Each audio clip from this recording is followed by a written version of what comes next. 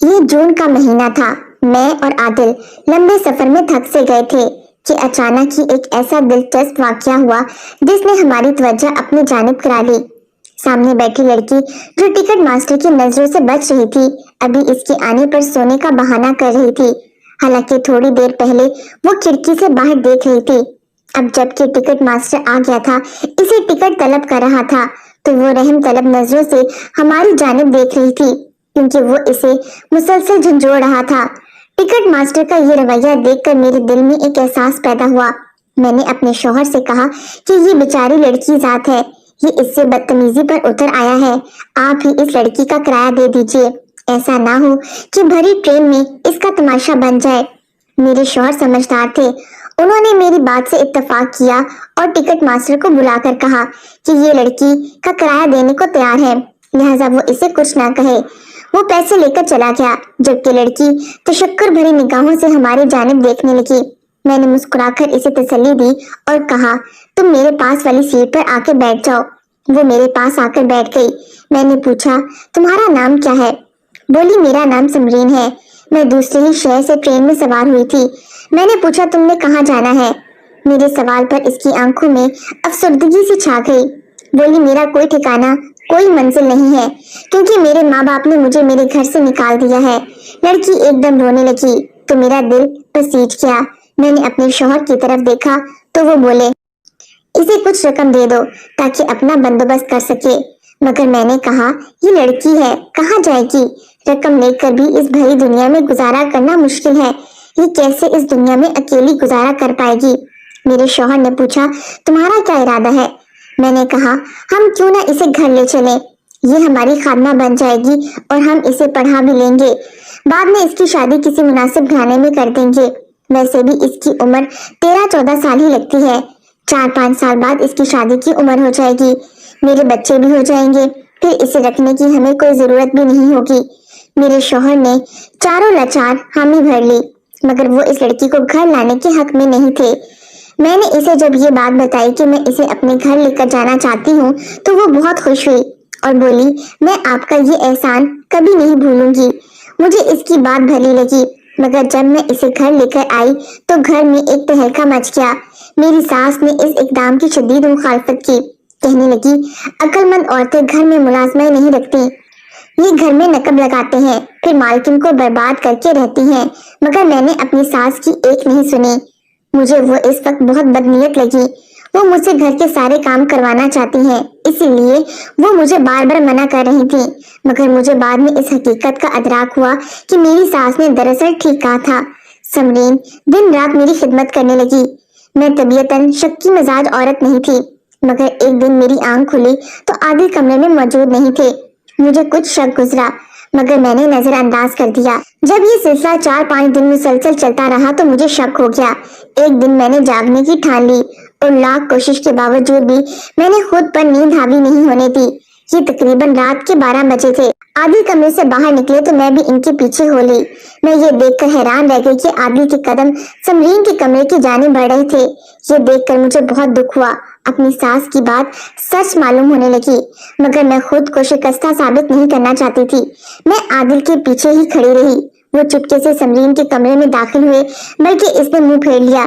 مجھے سمرین کے اس رویے پر دلی سکون محسوس ہوا۔ دل میں سمرین کی عزت اور بھی بڑھ گئی، جبکہ عادل کے خلاف دل میں شک پیدا ہو گیا۔ اس دن تو میں پلٹ آئی تھی، مگر میرا ارادہ تھا کہ میں عادل کو رنگے ہاتھے پکڑوں۔ صاف ظاہر ہے آدھی رات کے وقت وہ کسی اچھی نیت سے جوان نوکرانی کے کمرے میں تو نہیں گئے ہوں گے۔ مجھے اس واقعے کا انتظار تھا جب میں انہیں رنگے ہاتھوں پکڑوں، سو میں خاموشی سے اس دن کا انتظار کرنے لگی، مگر یہ نوبت نہیں آئی۔ سمرین کبھی دروازہ پھیر دیتی تو کبھی بات نہ کرتی۔ بالآخر عادل مایوس ہو گئے۔ ادھر سمرین ڈری ڈری رہنے لگی۔ اس نے مجھ سے کہا کہ میں اسے اپنے پاس رکھا کروں، یعنی میری ساس کے پاس رہنے کی اجازت دو۔ سمرین کی بات بھی صحیح تھی، وہ بیچاری میرے شوہر سے ہی خوف کھا رہی تھی۔ میں نے اپنی ساس سے بات کی مگر انہوں نے صاف انکار کر دیا۔ خدا کی کرنی ایسی، انہی دنوں عادل کا تبادلہ دوسرے شہر ہو گیا۔ اب سمرین مطمئن نظر آ رہی تھی، یوں لگ رہا تھا کہ اسے کوئی خوف نہیں ہے۔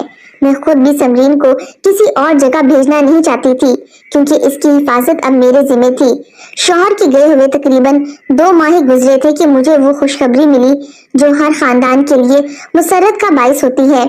मैं दूसरी बार उम्मीद से हुई थी, खुशी से फूले ना समा रही थी, मगर अपनी सास का रवैया देखकर मुझे बहुत मायूसी हुई। इस बार भी मेरे साथ कोई तावन नहीं किया। बच्चे की पैदाइश में चंद दिन रह गए थे। समरीन ने मेरी खूब खिदमत की, मगर कुछ दिनों से मैं महसूस कर रही थी कि वो अपना चेहरा ढांप कर रखती है।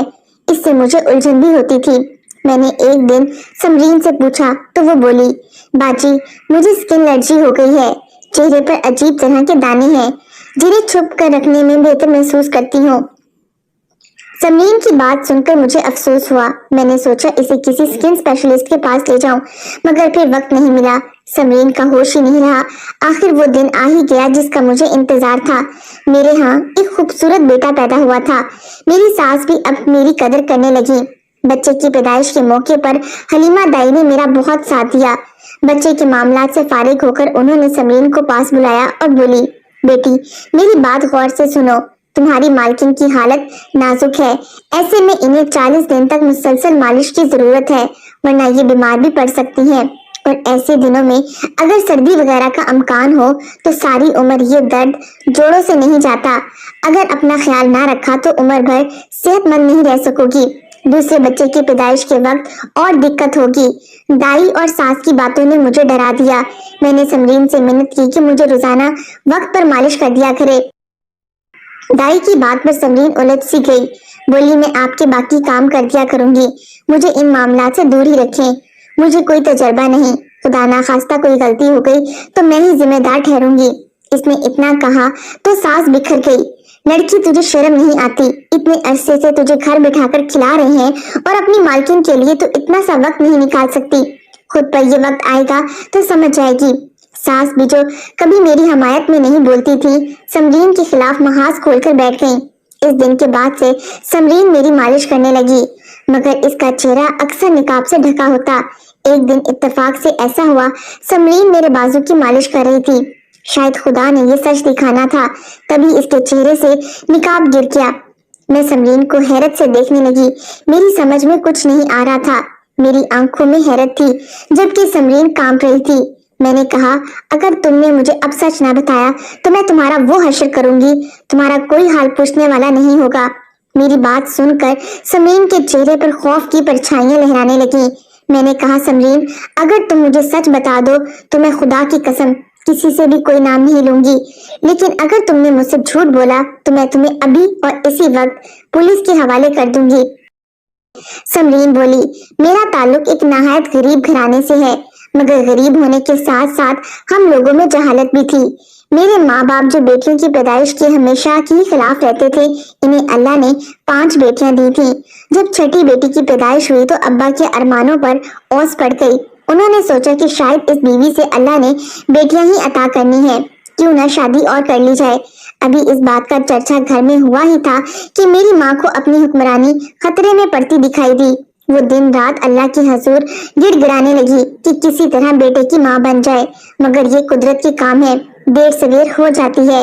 एक दिन वो उदास बैठी थी कि एक औरत मेरी माँ के पास आई और बताया कि साथ वाले गांव में एक नए पीर साहब आए हैं।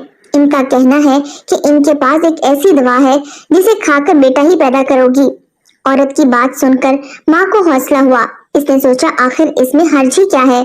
शौहर से भी शर्त बांधी कि अगर इस बार बेटा पैदा ना हुआ तो बेशक दूसरी शादी कर लेना। अम्मा इस पीर साहब के पास गई तो उन्होंने एक दवा पानी में खोलकर खाने को दी और बोले कि जब बेटा पैदा हुआ तो मेरे पास ले आना, वरना नुकसान में रहोगी।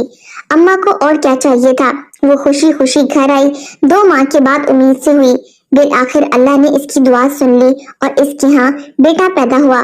बेटे की पैदाइश पर शौहर ने हैरत का इजहार किया। वो बेटे से बहुत ज्यादा प्यार करने लगा, मगर दिल ही दिल में माँ परेशान होती थी कि पीर साहब की मन्नत पूरी ना की तो नुकसान होगा। यूं ही कश्मकश में 10 साल गुजर गए। अम्मा अपनी मन्नत पूरी ना कर सकी क्योंकि अब्बा इन बातों पर यकीन नहीं करता था। अम्मा का वो बेटा मैं ही था। एक दफा अब्बा शहर गए तो मुझे पता चला कि अम्मा मुझे पीर साहब के पास ले जाने वाली है। मुझे बहुत डर लग रहा था। पीरों फकीरों के बारे में मेरे ख्यालात अच्छे नहीं थे। بالآخر अम्मा मुझे बहला फुसलाकर पीर साहब के आस्थाने पर ले गई। मुझे देखकर पीर साहब के चेले खुश हुए। अम्मा से कहने लगे, अब ये नजराने के तौर पर हमें पेश करो। पीर साहब ने भी इनकी तायद की और बोले कि तुमने 12 साल तक इसकी हाजिरी में देर कर दी, लिहाजा अब तुम्हारी सजा यही है कि अपना बेटा हमारे हवाले कर दो। अगर तुमने ऐसा नहीं किया तो तुम्हारा बेटा जान से मर जाएगा। अम्मा ये सुनकर बहुत खौफजदा हुई और मुझे पीर साहब के हवाले करके चली आई। मैंने वहां पर इन लोगों से मिन्नत की कि मुझे घर पहुंचा दो, मगर किसी ने मेरी एक नहीं सुनी। आहिस्ता आहिस्ता मुझे इल्म हुआ कि इन लोगों का कारोबार अच्छा नहीं था। ये लड़कों के हाथ पांव कटवाकर इनसे भीख मंगवाते थे। मुझे इस बात से बहुत तकलीफ हुई क्योंकि मैं खुददार घराने से ताल्लुक रखता था। मैं समझना शुरू हो गया कि पीर साहब के चेले यकीनन मेरे भी हाथ पांव मरोड़ कर मुझे भीख मंगवाने ले जाएंगे। इसी रात मैंने एक मजार पर आने वाली लड़की की शॉल चुपके से चुरा ली और रात को ओढ़कर वहां से ऐसा भागा कि पलटकर खबर नहीं ली। मैं ट्रेन में लड़की बनकर चला आया। शुरू में तो सब ठीक रहा, फिर आपके शौहर ने मेरी तरफ बढ़ने की कोशिश की। अपनी हकीकत आश्कार हो जाने के डर से मैंने इन्हें बहुत मना किया, इन्हें धमकी दी, अगर वो बढ़ने की कोशिश करेंगे तो मैं आपको बता दूंगी। इन्हीं दिनों आप उम्मीद से हो गई। दाई के कहने पर मुझे आकर मालिश करनी पड़ी, मगर मैं इस काम में खुश नहीं था। यकीन करें, मैंने हमेशा आपको माँ की नजर से देखा। मैं आज भी आपकी बहुत इज्जत करता हूँ। कुछ दिनों से मुझे लग रहा था मेरे चेहरे पर दाढ़ी के बाल आ रहे हैं, जिन्हें छुपाने के लिए मैंने खींचने की कोशिश भी की, मगर नाकाम रहा। इसीलिए आपसे मुंह छुपा रहा था कि कहीं आपकी नजर ना पड़ जाए। खुदा के लिए मुझे माफ कर दें। मुझे पुलिस वालों से बहुत डर लगता है। मुझे बचा लें। मैं उम्र भर आपका एहसानमंद रहूंगा। मैंने इसे अपने कदमों से उठाया और कहा, समरीन, मुझे नहीं पता था कि तुम एक लड़के हो। तुम्हारी मजबूरी भी नहीं पता थी, मगर अब अगर मेरे शौहर को इल्म हुआ तो यहाँ एक हंगामा बर्पा हो जाएगा। तुम खुदा के लिए यहाँ से चले जाओ। मैं तुम्हें कुछ पैसे और जेवर भी दे रही हूँ। इन्हें इस्तेमाल में लाकर अपने लिए कुछ बेहतर करने की कोशिश करो, मगर यहाँ नजर मत आना, वरना मेरी जिंदगी मुश्किल में पड़ जाएगी। इसे अपनी अलमारी से निकालकर चंद जेवरात और कुछ पैसे भी दिए ताकि वो इन्हें बेचकर अपना गुजारा कर सके। सास को मैंने ये कह दिया कि जेवरात सफाई के लिए दिए थे। वहां होने वाली चोरी में मेरे जेवरात खो गए। इस दिन के बाद समरीन मुझे अपने घर के आसपास नजर नहीं आया, मगर आज जब भी ये कहानी याद करती हूँ तो सोचती हूँ काश अपनी सास की बात मान ली होती।